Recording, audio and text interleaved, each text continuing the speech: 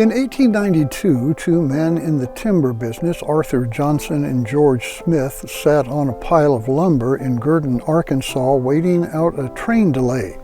To pass the time, Johnson proposed an idea to Smith. What if there were one unified organization dedicated to good fellowship among all who worked in the lumber community? Could the fellowship and goodwill of such a group trickle down from its individual members and make a positive impact on the timber industry?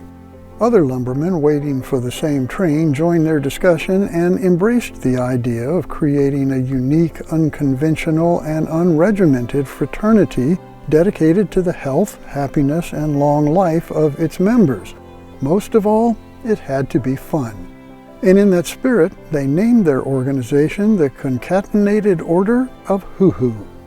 Now, based on such a name, you couldn't be blamed if you were tempted to question the earnestness of such a group, but to paraphrase columnist Jack Snedler of the Arkansas Democrat Gazette, hoo-hoo is nothing to poo-poo. Ooh.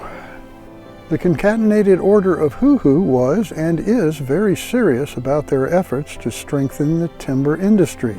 They just didn't take themselves too seriously. All involved in founding the Hoo-Hoo Order agreed that membership should be limited to individuals, not companies or trade associations. Casting aside traditional superstition, they adopted as their mascot and logo a black cat whose tail is curled into the shape of a 9, presumably because cats are said to have 9 lives. Ever after, the number 9 would hold a significant place in Hoo-Hoo legend and lore.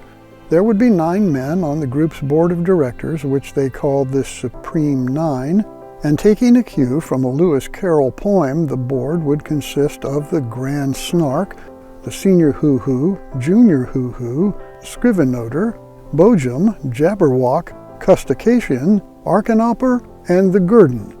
They would hold their annual meetings on the 9th day of the 9th month, beginning 9 minutes after 9. Annual dues would be 99 cents, and the initiation fee would be $9.99. They would also cap their membership at 9,999 members. In place of boring, endless meetings, hoo-hoos would gather on golf courses, ski slopes, and local pubs to network and socialize.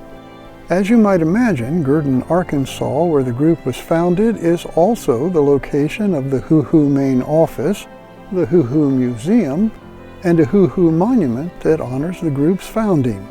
At one time on Main Street in Gurdon, there was also a movie theater named the Hoo-Hoo Theater.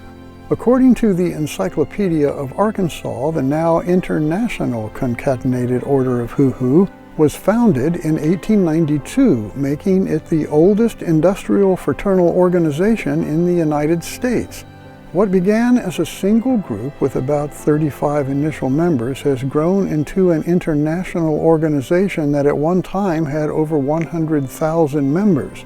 For almost 3 decades, Gurdon, Arkansas was the only location of the Concatenated Order of Hoo-Hoo, but that began to change in 1921 when the Hoo-Hoos welcomed their first city chapter, Atlanta, Georgia, where a monument dedicated to the Atlanta group's tree planting work can be found just inside the Park Avenue entrance of Piedmont Park.